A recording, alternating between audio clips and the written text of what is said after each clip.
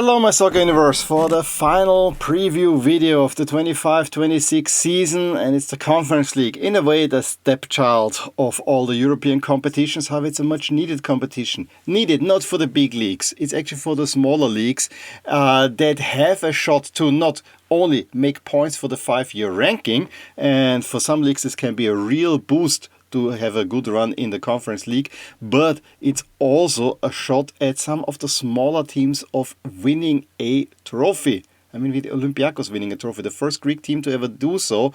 And yes, while the other winners all came from the Premier League plus Roma, I would argue that West Ham, they have not won a trophy since the 60s. I'm not 100% sure about Roma now. Have they won a Fairs Cup or something like that? But they have not won a European trophy either in a long time.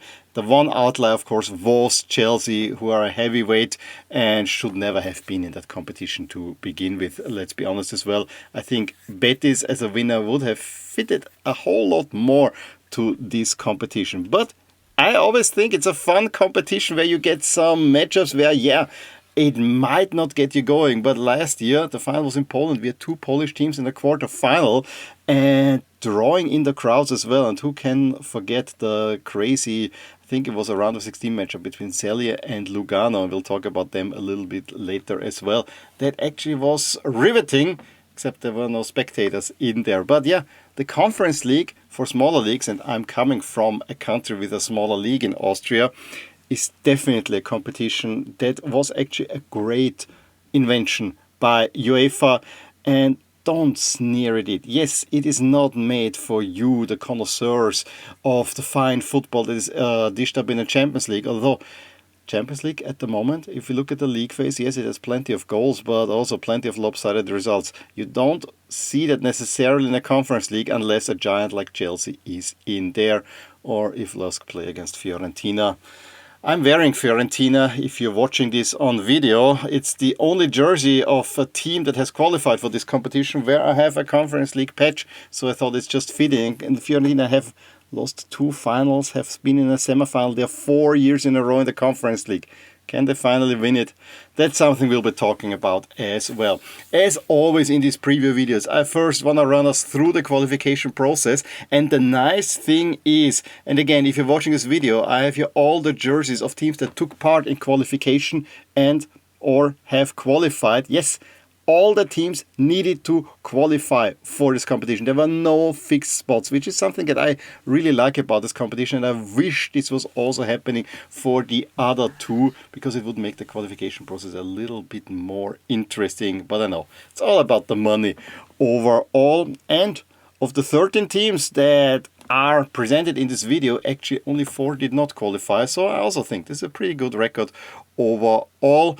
And the last one that I had to note, and I know this is probably hard on the podcast episode, but 13 teams that I have, they all went in conference qualification, and if they came from the Europa League, they got in there earlier. There's no one that went from the Europa League playoff directly in the Conference League that is in my collection. I thought this was a rather interesting point as well.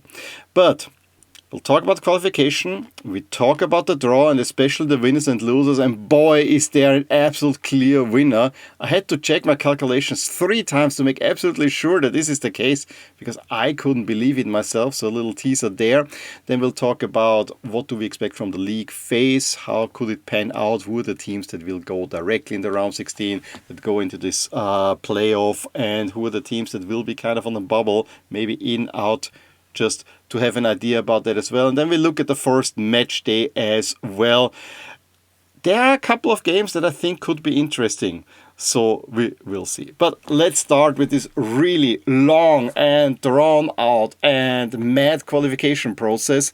It is so mad that actually it really makes me wish that we would have a larger qualification process for the other 2 competitions as well. Just a quick warning, if you really don't like talk about small teams, this section is not for you, so you can just skip ahead. But already the first result is an absolute mad one. Runavik from Iceland had a 4-0 win over Høyøke from Finland. Not the champions, not the Finnish champions anymore. However, Höjekö won 4-0 in the home win and then 5-0 of the overtime. Major turnaround. Similar 9 goals between Torpedo Kutaisi and Ordabasi. However, 4-3 in the first leg. Kopar ousted Seljesnica. A much bigger name that is currently is Klaksvik in another Icelandic-Finnish duel. This time Klaksvik won. I said Icelandic is actually a Faroese duel. I'm getting my flags wrong. It's Faroese against Finnish. It's 1-1. That's not good for Finnish teams. Kalju from Estonia beat over Partizani. Then Trefiori actually had a win over Punic Yerevan, but lost out. Let's go, second page. Maybe not as much easy for St. Patrick's, 3-0. We had Decic also 3-2 over Silix Kratovo and Sutjeska also. So both Montenegrin teams moving on, a 3-2 over Dinamo Brest. Larne from Northern Ireland had to use penalties to get over Auda. Then Floriana over Haverford West County. I love those small names, honestly. I never heard about the team before until I made the graphics for that one. 5-3 on aggregate, so it's the Maltese team that go on. The Welsh league still has to grow, I guess. And Torpedo from Belarus beat Rabotnički. I love that name, Rabotnički, from Macedonia, or Northern Macedonia. Pretty big scoreline of Paide Linnemaisgond over Kalpe City Magpies. Yes, that's the club from the Bruno Magpies before. Last year's Conference League participant Petrogrup Hinchesti moved on over Pirkir-Kara. Then we had Athletic Skulls over Dudelange. A little bit of a surprise because Dudelange has some name recognition but have been falling away. Valur over Flora. Malisheva losing big from Kosovo against Vikingur, although they have a very pleasing logo, I gotta say. And then Union Luxembourg losing to Dilagori. Also, maybe I would have recognized Union Luxembourg a little bit more. Last page, we have Lasna Škoder over Daugavpils, then Uratu losing to Neman Grodno from Belarus, Vardar Skopje over La Fiorita. Yes, this one was relatively clear. Kauno Žalgiris, this is not Žalgiris Vilja, over Pennybond, another Welsh team out.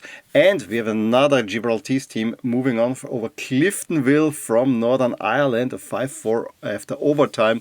Boris Banja Luka, they were last year in the Conference League, already out in the first qualifying round to Santa Coloma from Andorra, losing the first leg 4-1 and cannot bag it back.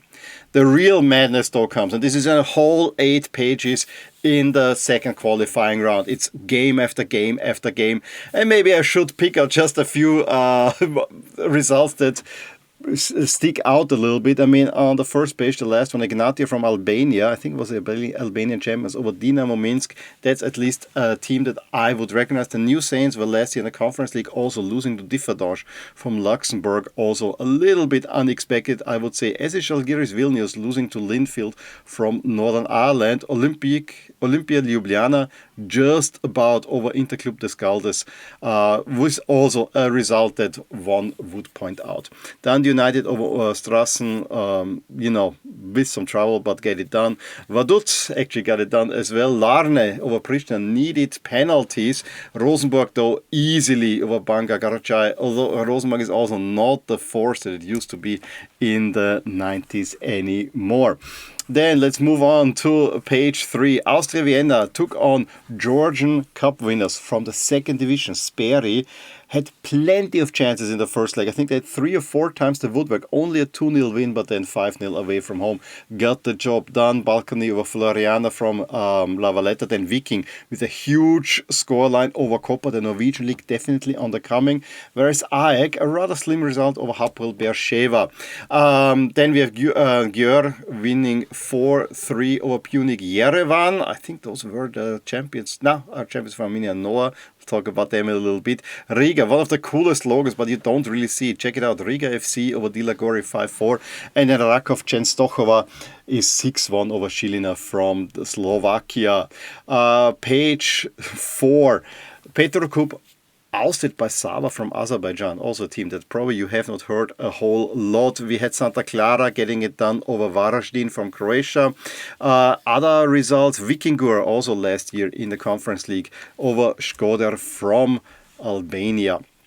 On page 5, Hammarby over Charleroi was already kind of, Sweden against Belgium. Didn't expect it. One also didn't expect that Charleroi will get ousted by Hammarby, but I think those are actually quite good teams. Klaksvik continue, but not the huge story that we had a few last season or a few seasons ago. Policia Zhytomyr over Santa Coloma, so Andorra is out. Jagiellonia, also a team that I had over Serbia's Novi Pazar in there, and of course Brøndby over HB from Faroe Islands, but only a 2-1. Rather slim result. Page 6, this one and 2 more to go. Partizan, big one over Ukraine's Alexandria, although Ukrainian teams you cannot really count for full ever since the war started. Similar results for AIK from Sweden, St. Patrick's Athletic, only overtime. And then, Universiteta Craiova, 5-2 over Sarajevo, and Aris Limassol aus der Puskás Akademia, the team that is so pushed by Orban, but did not do it. Page 7, Shamrock Rovers, easy over St. Joseph, so another Gibraltarese team out. AZ from Netherlands also started in the second qualifying round, but they over Tampere, lost the first leg 4-3, but then convincing 5-0. Another big name team, Hajduk, only 3-2 after overtime over Zira. Höjekö got ousted by Bulgaria's Arda Kajali, and I think that is a team that just snuck in, a relatively small team in Bulgaria. We had a 5-2 of Sparta Prague over Oktober from Kazakhstan. However, they lost the first game away from home because Kazakhstan is far away. I can see that this might not be the biggest advantage, but Sparta then set it right in the second leg. Rapid had it relatively easy over Dejic. That they conceded 2 goals at home was seen as a little bit of a shock, but also the first leg was just getting the job done. Maccabi Haifa over Torpedo Jodino, also a big one. Aris losing to an Azerbaijani team that I'm not even gonna attempt to pronounce. Oh, maybe I should. Aras Nakhchivan or something like that. Those are the teams that you don't hear a lot. Omonia 5-0 to Period Kutaisi. Then Chernomore from Bulgaria losing to Bajakshi here. And Beta Jerusalem. I heard about them. They are potentially the most racist club in the world. Beating Sudjeska 7-3. Qualifying round 3. And it doesn't get really, less intense. But we had a big one between Rapid and Dundee United. Rapid were the huge favorites. However, while dominating the first leg, twice conceded an equalizer with some really nice play by Dundee. Then they were down 2-0 in the first leg at half-time, and you really thought your European adventure is over, but they peg it back to 2-2 and win it on penalties, staying perfect while Dundee missed the first one. Sparta Praha, no such problems against Ararat Armenia after their Kazakh adventure. That was not that big anymore. Second page, AZ over Vaduz, also easy. Zelje against Lugano, that was the great matchup that we had last year. It again produced a whole lot of goals, but the first leg was already 5-0 for Zelje and Lugano never could make this up. But 7-4 on aggregate sounds pretty amazing. Nerman Grodno get it done over Klaksvik, so no Klaksvik miracle this time. Riga ousting Beta Jerusalem, probably a little bit of a surprise. Vikingur gave it their all against Brøndby, another huge turnaround. Vikingur winning the first leg 3-0, but losing then 4-0 in Denmark. And Hajduk Split ousted by Albania's Dinamo City. Also, I think a little bit of a surprise result. Anderlecht over Sheriff Tiraspol. It's not the same Sheriff that was in the Champions League a couple of years ago. Lausanne Ostana. We had Santa Clara over Larne, relatively clear as well. AEK needed overtime against Aris Limassol, so a Greek Cypriot duel. There's always a little bit spice in there. And Viking got ousted by Bajakshi here. Omonia, though, very, very easy over that unpronounceable Azeri team. Then we had page 4, the Shamrock Rovers over Balkany. Moving on, Rakov ousting Maccabi Haifa. AIK losing to Győr from Hungary. And Levski beating out Saba, moving on to the playoffs as well. And then a pretty huge one, another kind of big turnaround. Universiteta Craiova 3-0 in first leg, losing a 4-1, but then at Spartak Trnava, so it goes to overtime, but then Craiova score 2 more goals. I think this is the last page now for round 3. Oh, yeah, probably it's the last. Yeah, it's the last page. Silkeborg, Jagiellonia, relatively even duel. Jagiellonia go through. Partizan Austrian by Hibs from Scotland. Also eye-opening result. Banik Ostrava against Austria Vienna. I cannot tell you what an mind-numbing stupid game that first leg was. It's 4-3 for Banik Ostrava, but the defensive frailties were just crazy for Austria Vienna, and they cannot make it up in the return leg. Actually, they only managed an equalizer. Were probably overall the better team, but you cannot give up 4 goals, especially when you were 3-1 down. You peg it back to 3-3 only to concede another stupid goal. Absolute crazy stuff. Rosenborg win the Norwegian-Swedish duel over Hammarby. Besiktas move on, and Casualties also over Žalgiris. So another Bulgarian team making it into the playoffs. Will a Bulgarian team make it into the next round? We'll see about that. I think the 2 outstanding results on the playoff page are on the bottom. On the first one, Ljubljana losing 7-3 to Noah. 2 teams that were in last year's Conference League. So Noah actually moving on, the Armenian champions. And then Strasbourg only managed a 0-0 at home against Brøndby. However, win the away leg 3-2. And there was actually quite some nice scenes between the 2 fans clubs and so on. So was a very interesting matchup. And there were quite a few interesting matchups. Anderlecht lose to Ajax 3-1. So a big Belgian team, a big name actually in Europe, not qualifying in for the Conference League. Whereas Shakhtar Donetsk, overtime over Servette, get the job done. Crystal Palace barely over lowly Fredrikstad from Norway, so that was not easy. Banik Ostrava ousted Austria Vienna, however, lose 3-0 aggregate to Celje, who actually, I think, will be a team to watch in this Conference League campaign. Then, Hibs losing to Legia Warsaw after overtime, lost the first leg at home, then won the away leg, but in overtime it stays level. Levski, unfortunately, had no chance against Fiorentina, as did Casualties from Bulgaria against Rakov, so both Bulgarian teams are out. Fiorentina a little bit more trouble than one would expect against Policia Zhytomyr, and then Jur actually a 2-1 lead over Rapid, also a little bit unlucky in the first leg, but a rather flat performance by Rapid, but Rapid then got it done in the second leg and win 3-2 on aggregate, and are, I think, the first Austrian team that came from the league playoffs into Conference League qualifying and make it to the league phase. Lusk did it not via the playoff, they qualified, but they also did it once the hard way in the 21-22 season. Rayo 5-0 over Nerman Grodno is something that we would have expected Rayo to move on, and they qualify for a league phase also, I think, for the first time. Mainz had some trouble with Rosenborg, but got it done. Santa Clara is one of the bigger casualties against the Shamrock Rovers, but probably none bigger than Besiktas against Lausanne Sport. When Swiss-Turkish duels are always a little bit spicy, but that meant that Ole Gunnar Solskjaer got ousted. Sparta Praha just over Riga, Häcken easily over Cluj, and then Wolfsburg. Yes, they got unluckily ousted by PAOK in Europa League qualifying. Against Omonia, it was a little bit lucky. I mean, the 2-1 home win, they were in the first half largely outplayed. Managed though the turnaround. And then in the second leg, they were 1-0 down. Also lucky to be only 1-0 down, but then they go a man up and do have the chances. Cannot put these away. And then they lose on penalties. So they really must have felt hard done by in a way, although I think the loss to Omonia was kind of alright, but I would have loved for them to move on to the group stage. Okay, plenty of qualification. I told you, it's a huge thing, and probably I should have done it during the season, but I said it already, Europa League qualifying. During the qualification process, I'm already preparing my files and everything. It's just a little bit not the right time. Let's put it that way. But here we have the 36 qualified teams. Now here we have 6 pots because we have only we have a slightly different system. You don't play against 2 teams from each pot. You play against 1 team from each pot, and then if you play pot 1 at home, you have pot 2 away, and vice versa, and so on.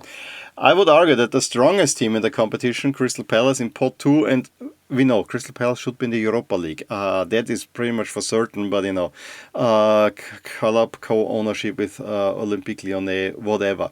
I find the pots over a little bit uneven. I mean, look at pot 3, there's Mainz in there, there's Strasbourg in there, teams that should be higher.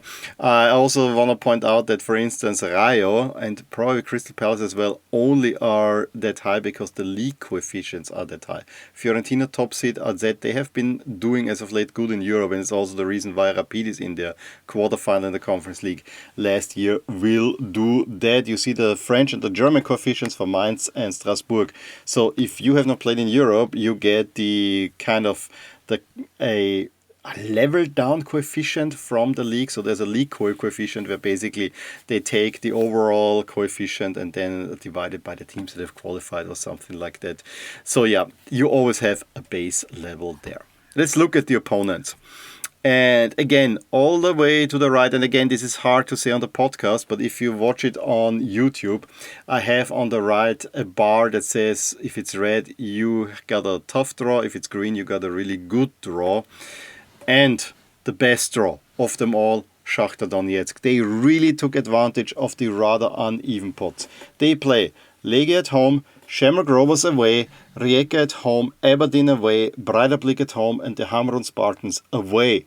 Yes, maybe each team has its challenge. I mean, Rijeka are Croatian champions. I don't think that Legia are Polish champions, to be honest. Might be wrong there. But it's a rather cushy draw overall. So Shakhtar do it quite well. When you look, for instance, at one of the biggest losers in Fiorentina, they play Rapid away, Dynamo Kiev at home, then you have Mainz, you have AEK, you have Sigma Olomouc, and you have Lausanne, and especially AEK and Mainz coming from pot 3 and 4. Tough opponents overall. Other team that did well is of course Legia, whereas Rapid is also a little bit more on the losing side. In the second pot, the other Ukrainian team though got a little bit hammered. I mean, they have to play Fiorentina, Crystal Palace. That alone will do it. The other 4 opponents will probably be enough for Dynamo Kiev to see through, though Omonia is a tough opponent. Srinsky, Mostar, Samsunspor and Noah not so much. Rayo actually is one of the winners, playing against Slovan, Lech Posen, Jagiellonia, so they get the Polish treatment, Rita, Skendia and Hecken. So quite interesting as well. I want to point out Sparta Prague, interesting duel against Legia Warsaw, so neighboring duel of 2 really big teams, Prague and Warsaw, also playing against Rijeka from Croatia. So really interesting for sure. Then let's pick out the other teams from the leagues that I usually cover. Mainz, bit of a tough draw, Fiorentina, Poznan, then Omonia, Zrinski, Samsunspor and Universiteta Craiova, whereas Strasbourg, not as much as Shakhtar, but also Slovan. Crystal Palace is probably a tough tool, but you have it at home. Jagiellonia, Eastern Poland, not easy to go to. Aberdeen away, Breidablik and Hecken should be doable. And I forgot to talk about Rapid, who have Fiorentina at home. That's probably the one that everyone want to have. Lech Poznan away, it's also that first 2 opponents, so already telling a whole lot where Rapid could go. Omonia at home, at least, because last year they won away from home, so but at home I think is an easy opponent. Zrinski away should be opponent they beat. Rakov is probably undervalued one, and then Universiteta Craiova. Let's go to page 2.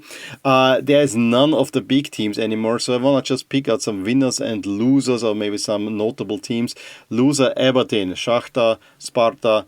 Then you have Strasbourg, you have AEK. So a rather tough schedule. Larnaca and Noah is probably the one that you would like to have. On the winning side is Lausanne from Switzerland, although they play Fiorentina, but the rest, Hamrun, Spartans, Breidablik, all not too highly rated. Omonia at home also. But Fiorentina, Lech Poznan, similar to Rapid, is probably not such an easy opponent. And Craiova also got pretty a tough draw. You have Rapid, you have Sparta away home. Then you have Mainz and AEK. Rakov, also not easy. And you play against Noah at home. As always, it's probably easier to look at the expected standings, and this is the huge surprise ahead of the draw. Shakhtar would have been only, I think, in 5th or 6th. They, thanks to this rather cushy draw, are now the favorites to win the league phase. The league phase, I gotta say, ahead of Crystal Palace. It is tight, and you see the differences are not that big, but that was to me a big surprise. Rayo, Strasbourg, Fiorentina, AZ, Mainz and Sparta Prague would be in the top 8. The next 8, if you would like, is Legia, AEK, and you see already Sparta Praha, Legia very close together, AEK also not too far off. Then there's a little bit of a top to Rakov, Poznan, Jagiellonia, so the full Polish potential. There are 4 Polish teams in there, that's pretty big. Dynamo Kiev, Rapid are just in there. Rapid maybe on the bubble of being seeded or not seeded. Croatian champions Rijeka, Sigma Olomouc in there. And if we then go on the second page, I see Lausanne, AEK Larnaca, Celje, Hecken, Omonia and Universiteta Craiova with the Shamrock Rovers actually a little bit behind already. So 0.5 points expected, meaning that we see kind of a cutoff at the 24. A little bit, and I would say it's only Shamrock Rovers, Slovan and Kupiec from Finland that potentially have a realistic chance of making it in on the bottom. Noah, the Hamron Spartans and the Lincoln Red Imps, of course, those are probably the 3 of the coolest names in the entire competition. I always like to look at it in terms of the bracket as well. So if Shakhtar would win that one, they would then play the winner of Rijeka against Rapid, not an easy duel, I would say. And then the below Sparta Praha would play the winner of Legia Warsaw and Craiova. Legia, they play already in the league phase, so rather interesting. On the opposite path, and again, everything can be switched around. This is just one way the bracket could work out. Crystal Palace would play the winner of Sigma against Dynamo Kiev and Mainz against AEK and Omonia. So Mainz would play Crystal Palace. A little bit more tricky. While I could see Rapid potentially doing something if they play well against Shakhtar Donetsk and play against Sparta Praha. Sparta Praha against Rapid is a nice duel because, Vienna against Prague, and this goes back all the way back to the 30s, that rivalry, but it is nothing as like Crystal Palace against Mainz. Then on the lower quadrant, we would have Fiorentina playing Larnaca Jagiellonia, Strasbourg playing the winner of Celje against Poznan, and then on the other side of the row, AZ the winner of Lausanne against Samsunspor, and Rayo against Rakov or Hecken. And so let's pan it out a little bit more. AZ against Rayo would be the seeded teams, Mainz against Crystal Palace, we already said. So one of those 4, probably Crystal Palace, but Crystal Palace actually with Mainz in there, that's a difficult one. Rayo would actually be on a collision course with Crystal Palace, potentially. Again, could work out the other way. Fiorentina against Strasbourg, I'm not sure if Fiorentina would win that one. We already talked about Rapid against Sparta, but I think the Fiorentina against Strasbourg would be, in this hypothetical scenario, the winner. But to just give you a little bit of a feel how this could pan out. Better feels, of course, to look at the favorites, and the favorites are Crystal Palace, and then with a little bit behind Fiorentina and Strasbourg, and Rayo. Then there's Mainz. Rayo, Mainz, those are the 5 favorites, of course, from the 5 big leagues. And I think it's the first time that we have representatives from each of the top 5 leagues in there. Shakhtar just ahead of AZ because of the nice draw.